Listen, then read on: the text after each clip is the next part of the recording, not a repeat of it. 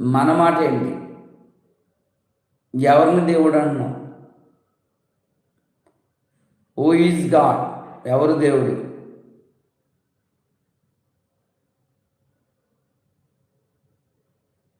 ఒక్కసారి మనల్ని మనం యోచించుకోవాల్సిన ఆవశ్యకత ఉంది. మనము విమర్శించుకోవాల్సిన ఆవశ్యకత ఉంది. అప్పుడు మాట్లాడాలి. అప్పుడు మాట్లాడాలి. ఎందుకంటే ఇది మన జీవానికి సంబంధించిన సమస్య. ఇది మన జీవానికి సంబంధించిన సమస్య. నా దేవుడు అని నువ్వు మాట్లాడవలసి వచ్చినప్పుడు ఇశ్రాయేలు